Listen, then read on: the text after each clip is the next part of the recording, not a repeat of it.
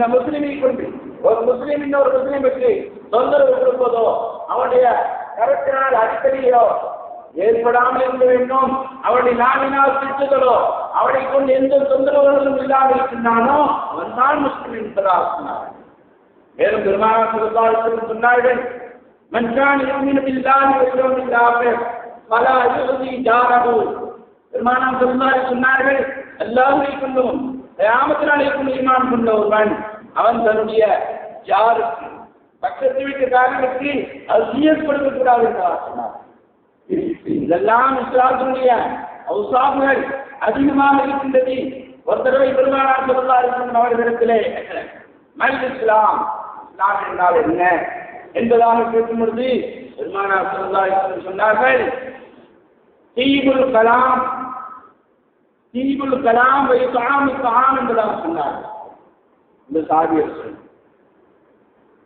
அழகிய பேச்சு, மனமான பேச்சு, மிகவும் சுத்தமான பேச்சு இருக்க வேண்டும். அதிலே அந்த பேச்சிலே சூகளோ சீங்ககளோ அதிலே சாகிஷான அக்வார்களோ கலக்காமல் மனமாக இருக்க வேண்டும். அடுத்தவரை சந்தோஷப்படுத்தக்கூடிய பேச்சாக இருக்க வேண்டும். அது மட்டுமல்ல, உணவை உணவூட்டுதல், அடுத்தவர்களுக்கு உணவூட்டுதல் என்பதாக பெருமானார் ஸல்லல்லாஹு அலைஹி வஸல்லம் சொன்னார்கள். அமல் ஈமான் சாபியர்கள் அவருக்கு பிறகு கேட்கின்றார்கள், ஈமான் என்றால் என்ன? அப்பொழுது பெருமானார் ஸல்லல்லாஹு அலைஹி வஸல்லம் சொன்னார்கள், அஸ்ஸப்ரு வஸ்ஸியாஹா என்பதாக சொன்னார். சபர் செய்தல் தான் ஈமான். அல்லாஹ்வுக்கு வழிபடக்கூடிய விஷயத்திலே உன்னுடைய நஃப்ஸை கட்டுப்படுத்தி வழிபட வைப்பது தான் ஈமான் என்பதாக சொன்னார். அஸ்ஸப்ரு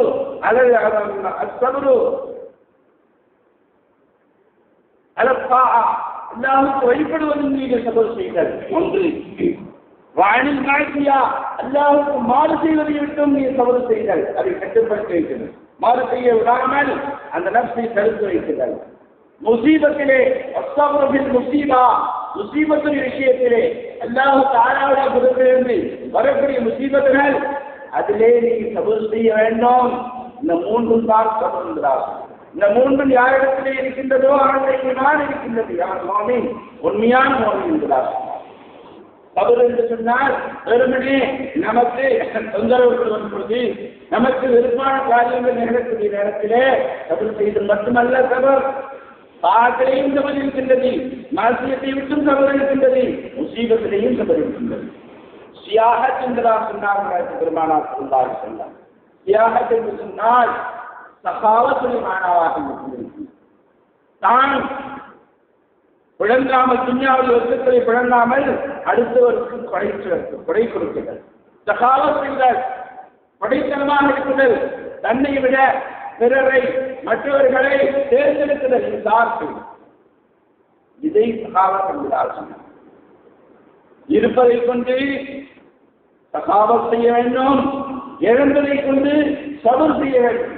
இதுதான் அஸ்ஸப்ரு வஸ்ஸியாஹா என்பதாக பெருமானார் ஸல்லல்லாஹு அலைஹி வஸல்லம் நமக்கு ஆவார்கள். நாம் நம்முடைய அமல்களிலே நம்முடைய சிந்தனைகள் மேலோங்கி இருக்கின்றது. தொழுகையிலே அதிகமான கவனங்கள் தொழுகையின் பக்கம் இருக்கின்றது. மற்ற சாதனைகள் புனியல் இஸ்லாமாகும் 5 மீது கட்டப்பது என்பதாக பெருமானார் ஸல்லல்லாஹு அலைஹி வஸல்லம் சொல்கின்றார்களே, அந்த 5 ஒன்றிலே நம்முடைய கவனங்கள் இருக்கின்றது, கூடுதலாக இருக்கின்றது. கலிமாவின் பக்கம் இருக்கின்றதா என்று சொன்னால் அதன் பக்கம் கவனம் இருப்பதில்லை. தொழுகையின் பக்கம் கவனம் அதிகமாக இருக்கின்றது. ஆனால் கியாமத்திலே பெருமானார் ஸல்லல்லாஹு அலைஹி வஸல்லம் சொல்கின்றார்கள், கியாமத்திலே நம்முடைய அமல்கள் சூரத்துகளை எடுத்து வரும், அமால்கள் கொண்டு வரப்படும் நாள் கியாமத்திலே ஸலாத் இருக்கின்றது. முதலாக தொழுகை வரும். தொழுகை வரும்பொழுது அல்லாஹ் ஜல்ல ஷானஹு தஆலாவிடத்திலே தொழுகை சொல்லும், நான் தொழுகை வந்திருக்கின்றேன் என்பதா. அப்பொழுது அல்லாஹ் ஜல்ல ஷானஹு தஆலா அதனுடைய தொழுகையை பார்த்து சொல்வார், நீ ஹைரானதை கொண்டு வந்திருக்கின்றாய், ஹைரானதின் மீது இருக்கின்றாய், அந்த அலா ஹைர் என்பதா. அதற்கு பிறகு சதகா வரும். இவன் அல்லாஹ்வுடைய பாதையிலே நான் தர்மங்கள் செய்த அந்த சதகா சூரத் எடுத்து வரும். கியாமத் நாளையில் அதை பார்த்து அல்லாஹ் ஜல்ல தஆலா கேட்கும் பொழுது, யா ரப்பி, நான் தான் சதகா என்பதாக சொல்லி என்ன சொல்லும்? அப்பொழுது அல்லாஹ் ஜல்லிஷானு தாலா அந்த அலாக்கள் நீன கயிறின் மீது இருக்கின்றாய் என்றுதான் சொல்லும்.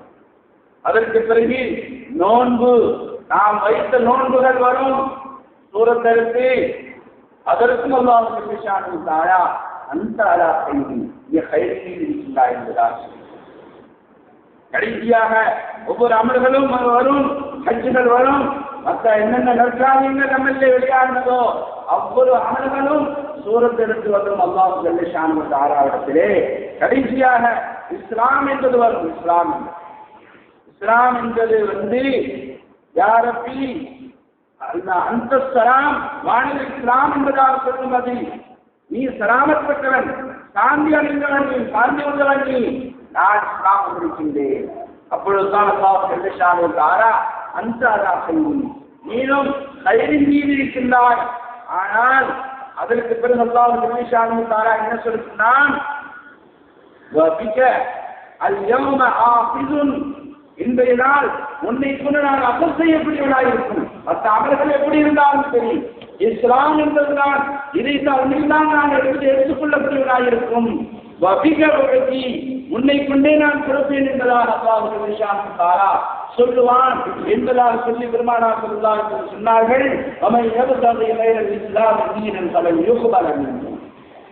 யார் இஸ்லாம் அல்லாஹ்வை தீனாக தனது அதாவது தேடிக்கொண்டானோ அவன் இன்னும் அவனுடைய அந்த இஸ்லாம் கபூல் செய்யப்படாது.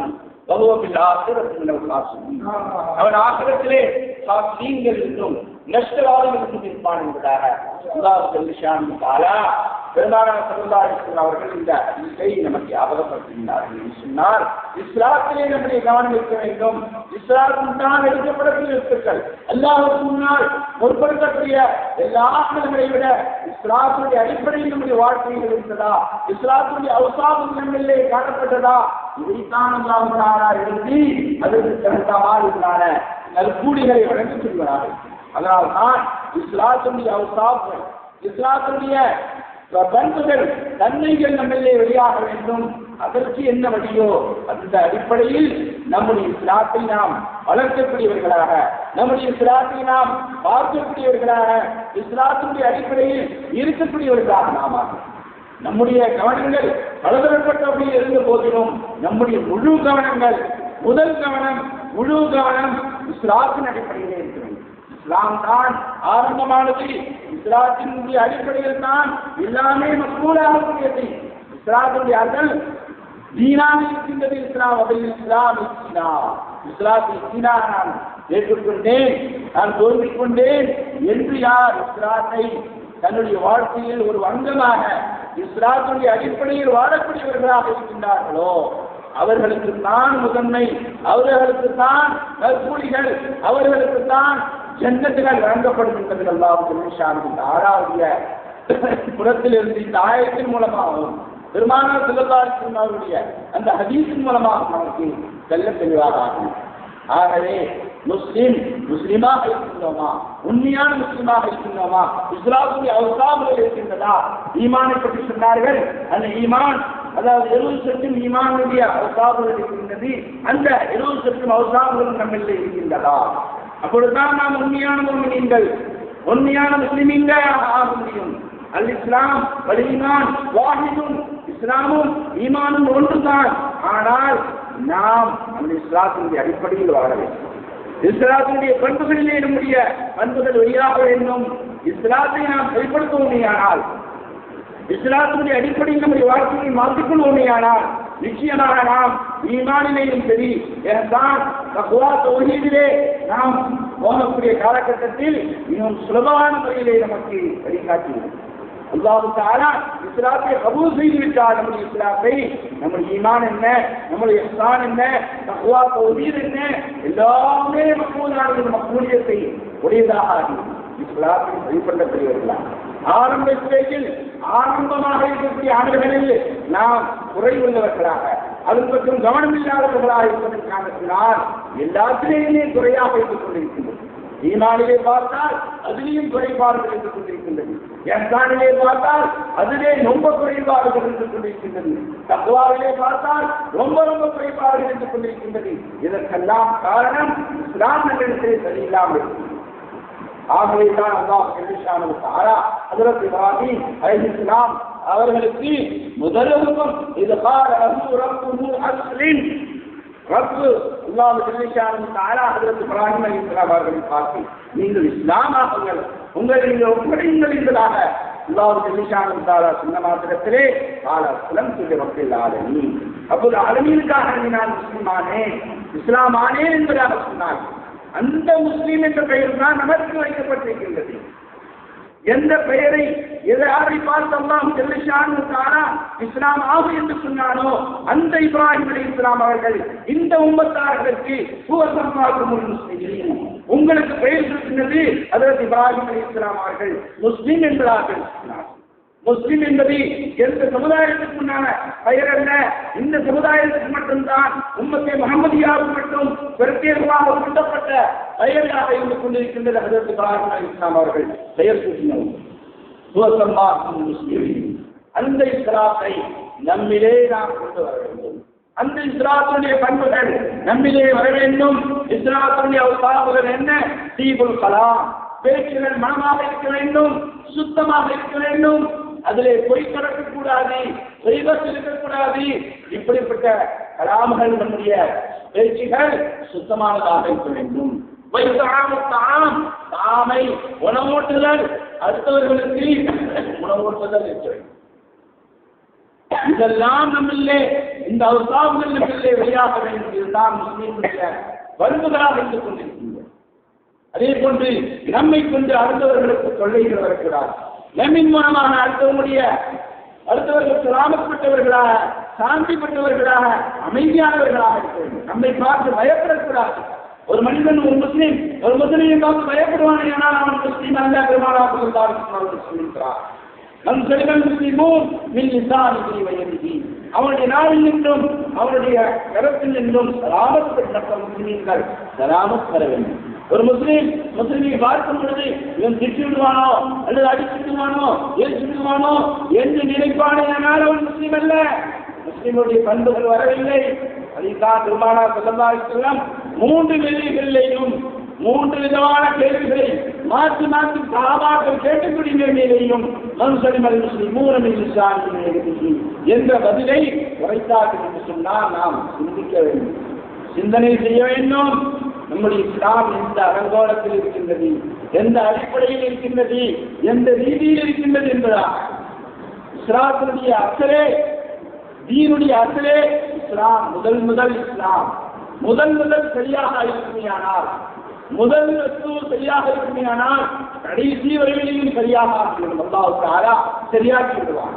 முதலிலேயே அரைப்படை இருக்குமையானால் கடைசி வரையிலையும் அரைப்படைத்தான் நம்முடைய ஈமான், நம்முடைய தக்வா தௌஹீத் தான். ஆகவே இஸ்லாத்தினுடைய அடிப்படையில் நம்முடைய வாழ்க்கையை வாழ வேண்டும்.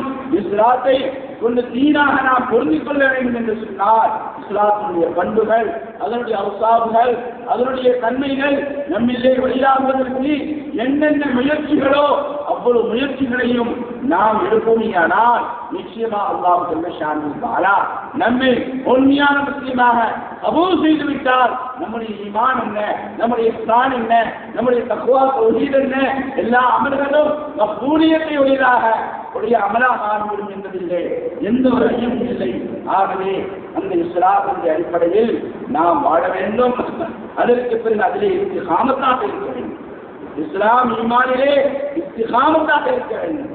இருந்தால் நமக்கு பஷாரத் இருக்கின்றது, அல்லாஹ்வுடைய புறத்திலிருந்தும் பஷாரத் இருக்கின்றது, மலாயிகத்துமாருடைய புறத்திலிருந்தும் பஷாரத் இருக்கின்றது. இஸ்திகாமத் ஈமானிலே இஸ்திகாமத், இஸ்லாமிலே இஸ்திகாமத் இருக்கக்கூடியவர்களுக்கு துன்யா ஆகிரத்திலே பஷாரத் இருக்கின்றது அல்லாஹ் ரசூலுடைய புறத்திலிருந்து. ஆகவே அந்த இஸ்லாத்தை, அந்த ஈமானை நாம் பாதுகாக்கக்கூடியவர்களாக, ஹிஃபாதத் செய்யக்கூடியவர்களாக, பேணக்கூடிய அடியார்களாக நாம் ஆக வேண்டும். அதிலே கவனம் இல்லாமல் இஸ்லாத்தினுடைய பண்புகளிலே, இஸ்லாத்தினுடைய தன்மைகளிலே நம்முடைய கவனத்தை செலுத்தி உண்மையான முஸ்லிமீன்களா, பெருமானார் ஸல்லல்லாஹு அலைஹி வஸல்லம் அவர்கள் எந்த முஸ்லிமீன்களை பரிபூர்ணமானவர்கள் என்பதாக சொன்னார்களோ அந்த உண்மை முஸ்லிம்களாக நாம் ஆக வேண்டும் என்பதற்காக வேண்டி அல்லாஹ்விடத்திலே மன்றாடியவர்களாக கேட்டவர்களாக லா இலாஹ இல்லல்லாஹ் என்று நபி செய்து உண்மையான முஸ்லிமாக என்னை ஆக்க முடியாது. இல்லல்லாஹ் அல்லாஹ்வை தவிர எந்த இஸ்லாத்தை பற்றி பெருமானார் அல்லாஹ் ஜல்ல தஆலா ஹஜ்ரத் இப்ராஹீம் அலைஹிஸ்ஸலாம் அவர்களுக்கு முஸ்லிம் என்பதாக சொன்னாரோ அந்த இஸ்லாம் நம்மிலே வர வேண்டும். எந்த இஸ்லாத்தை பற்றி பெருமானார் அவர்கள் நம்முடைய ஹதீஸ்களிலே நம்முடைய சஹாபாக்களுக்கு எடுத்துரைத்தார்களோ அந்த இஸ்லாம் நம்மிலே வர வேண்டும். அந்த உண்மை முஸ்லிம்களாக சஹாபாக்கள் எப்படி முஸ்லிமாக வாழ்ந்து காட்டினார்களோ அதன் அடிப்படையில் நம்முடைய இஸ்லாம் ஆக வேண்டும் என்பதற்காக வேண்டி இஸ்லாத்தை ஆக்க வேண்டும் என்பதற்காக வேண்டி எல்லா இடத்திலே கொண்டாடியவர்களாக லா இலாஹ இல்லல்லாஹ் என்று சொல்லி எந்த உண்மையான முஸ்லிம்களாக முன்னிட்டவர் யாரும் ஆக்க முடியாது என்ற ரீதியில் எல்லா இடத்திலே கேட்டவர்களாக மன்றாடியவர்களாக கெஞ்சியவர்களாக லா இலாஹ இல்லல்லாஹ் அதனோடு